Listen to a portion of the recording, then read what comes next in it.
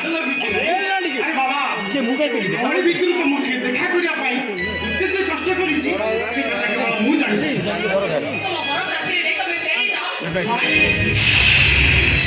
ଫେରିଯିବି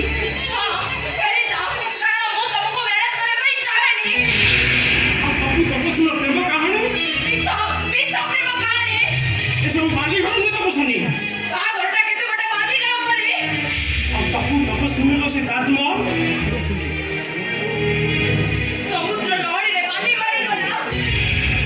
ନାଇଁ ତପସ୍ୱୀ ନାଇଁ ତମେ ମିଛ କହୁଛ ନା ମତେ ଡରିବା ପାଇଁ ଏମିତି ଅଭିନୟ କରୁଛ ନା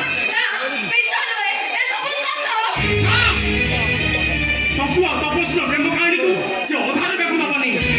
ତପୁ ଆଉ ତପସ୍ୱୀର ପ୍ରେମ କାହାଣୀ ସାରା ଜୀବନ ଜୀବନ ଧରି ରହିବ।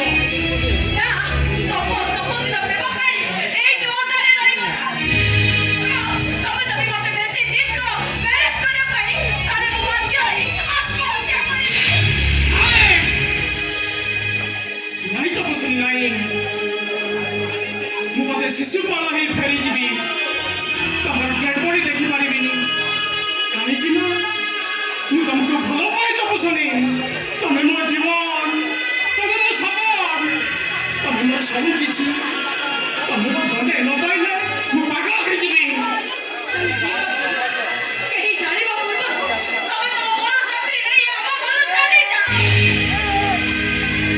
ଯିବି ତପସ୍ୱୀ ତମେ ଯେତେବେଳେ ମରିବା କଥା କହିସାରିଲଣି ମୁଁ ଫେରିଯିବି ତପସ୍ୱୀ। ଗଲାବେଳେ ଏତିକି କଥା କହିଦେଇ ଯାଉଛି ତମେ ଯାହାକୁ ବାହା ହଉ ନା କାହିଁକି ତମ ଦାମ୍ପତ୍ୟ ଜୀବନ ସୁଖମୟ ହଉ।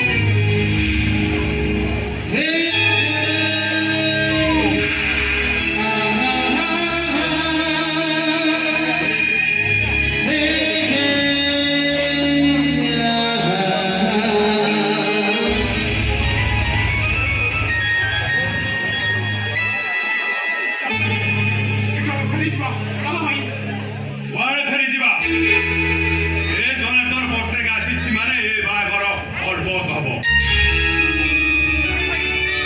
ବାହାଘର ଦରକାର ନାହିଁ ଚାଲ ଚାଲ ଆମେ ଏଇ ମୁହୂର୍ତ୍ତରୁ ଏଠୁ ଫେରିଯିବା। କଣ ତ ସେ ବକବାସ କଣ ଭାବିଛୁ? ମୋ ଇଜ୍ଜତ ଥାଏ ଗାଁ ଦାଣ୍ଡର ଧୂଳି ଏବଂ ତୋରି ଜିଦ୍ ପାଇଁ ଏ ଇତର ଲୋକ ଗୁଡ଼ାକ ସମଜି ବନ୍ଧୁ ବାନ୍ଧବ ଏଠୁ ଯଦି ମୁଁ ବଡ଼ ବଡ଼ ଜାତି ନେଇ ଫେରିଯାଏ ମୋ ଇଜ୍ଜତ ରହିବ ତ? କଣ ହେଇଛି ଜନାର୍ଦ୍ଦନ ବାବୁ ଆପଣ ଏମିତି ଲାଗୁଛନ୍ତି କାହିଁକି? ଆଉ ତମର ସତ୍ତା ଖାନଦାନକୁ ଦେଖି ରାଗିବିନି ତ ଆଉ କଣ ଖୁସିରେ ନାଚିବି?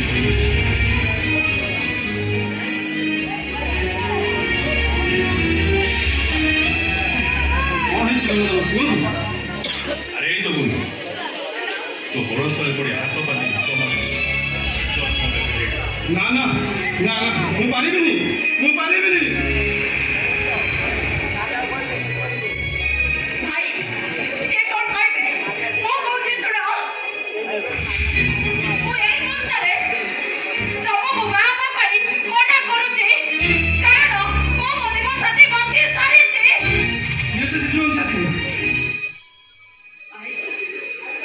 ତମେ ଯଦି ସବୁ ଜାଣି ଶୁଣି ମତେ ପ୍ରଶ୍ନ ପଚାରିବ ତାହେଲେ ମୁଁ କି ଉତ୍ତର ଦେବି?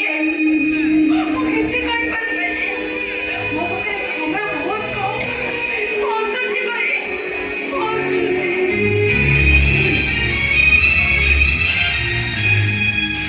ଆରେ ଟିକେ ଶୁଣ ତପସ୍ୱୀ ଭାଇ ଏମିତି ଗୋଟେ ଥାର୍ଡ ଗ୍ରେଡର ଝିଅକୁ ତୁ ନିଜ ଜୀବନ ସାଥୀ କରି ବାଛି ନେଲୁ ଯେ ଚାରି ଦୌଡ଼ି କଟା କୌଣସି କଥାର ଅଙ୍କୁଶ ନାହିଁ। ଭାଇ ଆମେ ଏବେ କଣ କରିବା ଚାଲ ଚାଲ ଆମେ ଫେରିଯିବା। ଘରେ ବନ୍ଧୁକ ଭୁଲ କରୁଛ ମତେ କାରଣ ୟା ପରେ ମୋ ସ୍ୱାଭିମାନ ଉପରେ ଲୋକମାନେ ଯୋଉ ଆଙ୍ଗୁଳି ଦେଖେଇ ନିକ୍ଷେପ କରିବେ ମୁଁ ସହିପାରିବିନି ତ ମୁଁ ଜମା ସହିପାରିବି। ତପସ୍ୱୀ କଥା ଟିକେ ଚାଲିଗଲା ଆମେ ଏବେ କଣ କରିବା? ନିରୁପାୟ ଭାବେ ଚିନ୍ତା କରୁଛି ଉପାୟ ପାଉନି।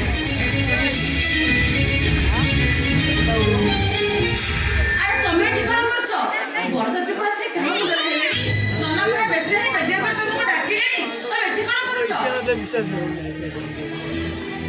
ମିଳିଗଲା ଉପାୟ ମିଳିଗଲା। ଏ ଜଗୁନି ତମେ ଚାହିଁଲେ ମୋ ମା ନିଜ ସ୍ୱାଭିମାନ ଲୋକ ହସାରୁ ମୁକ୍ତି ପାଇବ।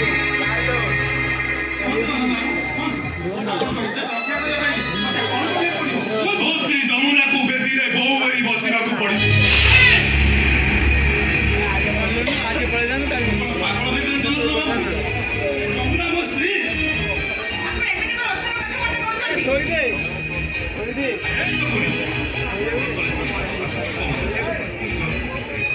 ନା ମୁଁ ପାରିବିନି ମୁଁ ପାରିବିନି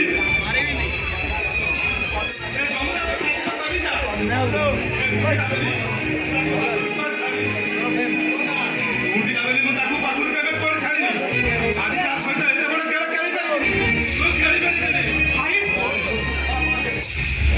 ଆଜି ପର୍ଯ୍ୟନ୍ତ ତାକୁ ଭାଉଜ ନୁହେଁ ମା ବୋଲି ମାନି ଆସିଛି ସେ ମୋ ମା